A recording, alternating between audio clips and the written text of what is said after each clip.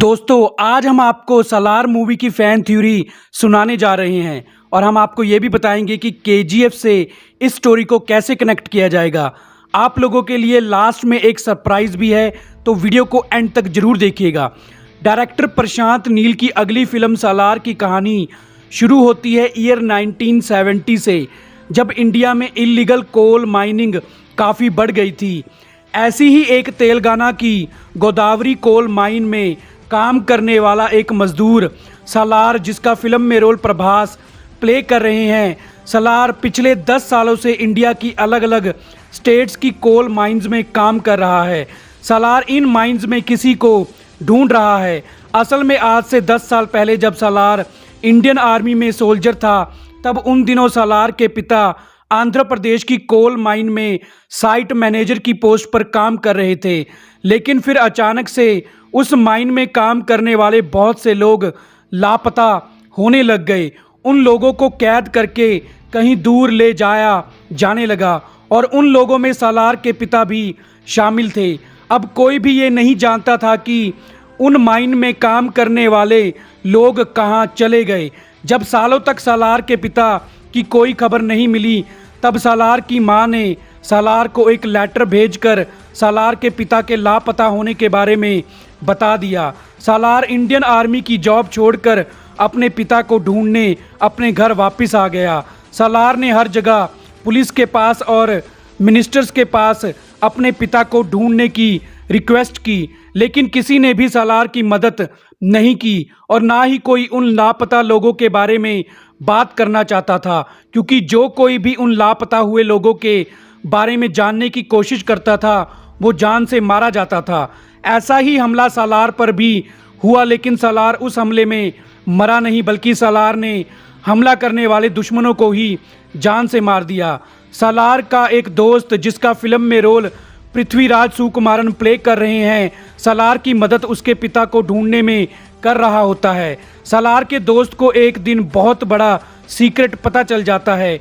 उस सीक्रेट का प्रूफ लेकर सालार का दोस्त उस माइन से आ ही रहा होता है कि एक गैंगस्टर राजा मनार, जिसका फिल्म में रोल जगपति बाबू प्ले कर रहे हैं, सालार के दोस्त को जान से मार देता है। अब सालार को समझ में आने लग जाता है कि उसके पिता का लापता होना, सालार पर हमला, इल्लीगल माइनिंग और सालार के दोस्त की मौत का, इन सब का कुछ कनेक्शन जरूर है। गैंगस्टर राजा मनार वो ही है जो केजीएफ के सूर्यवर्धन और अधीरा के लिए ही काम करता है, लेकिन सालार अभी केजीएफ के बारे में कुछ नहीं जानता।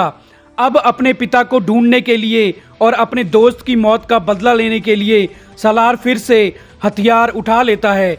सालार गैंगस्टर राजा मनार तक पहुंचने के लिए उसके आदमियों को एक एक करके मारना शुरू कर देता है। अब धीरे धीरे सालार के दुश्मन बढ़ने लग जाते हैं, लेकिन उस दौरान एक जर्नलिस्ट आद्या, जिसका फिल्म में रोल श्रुति हसन प्ले कर रही है, सालार की दोस्त बन जाती है, क्योंकि आद्या भी कई सालों से जो लोग लापता हो रहे हैं उनके बारे में रिसर्च कर रही थी। अब आद्या और सालार दोनों मिलकर इस इल्लीगल माइनिंग के लिए लापता हुए लोगों को ढूंढने में लग जाते हैं।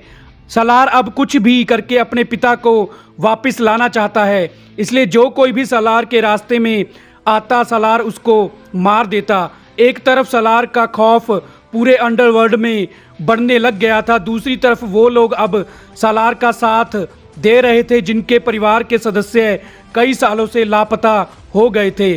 सालार अभी भी केजीएफ के बारे में कुछ नहीं जानता था, क्योंकि सूर्यवर्धन और अधीरा ने केजीएफ को दुनिया से छुपा कर रखा हुआ था और दूसरी माइंस की तरह कोई भी केजीएफ में अधीरा की मर्जी के बिना अंदर नहीं जा सकता था। इसलिए सालार ये नहीं जान पाया था कि उसका लापता पिता और कहीं नहीं बल्कि केजीएफ में उन 20,000 मजदूरों में शामिल है जो सूर्यवर्धन के लिए माइनिंग करते हैं। फिर जब एक दिन गैंगस्टर राजा मनार ने आद्या को किडनैप कर लिया, तब सालार आद्या को बचाने के लिए राजा मनार के अड्डे पर आ गया और सालार ने एक एक करके राजा मनार के सभी आदमियों को मार दिया। अब गैंगस्टर राजा मनार और सालार के बीच जबरदस्त फाइट होती है। सालार गैंगस्टर राजा मनार को जान से मार देता है। गैंगस्टर राजा मनार मरते मरते सालार को बताता है कि तुमने मुझे तो मार दिया, लेकिन तू अपने बाप से कभी नहीं मिल पाएगा, क्योंकि अब केजीएफ में गरुड़ा मारा गया है और अधीरा जिसको पूरी दुनिया मरा हुआ समझ रही है, केजीएफ पर कब्जा करने वापिस आएगा।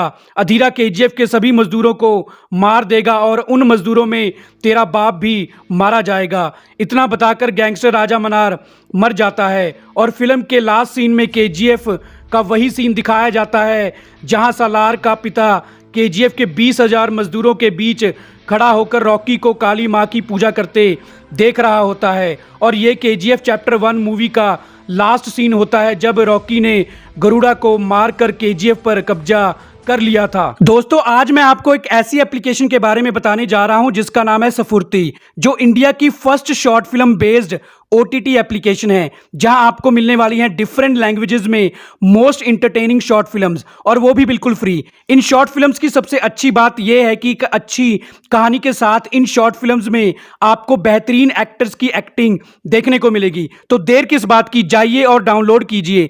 मैंने इस वीडियो के डिस्क्रिप्शन में सफुर्ती एप्लीकेशन का लिंक दे दिया है, जहां पर क्लिक करके आप प्ले स्टोर से इसे डाउनलोड कर सकते हो।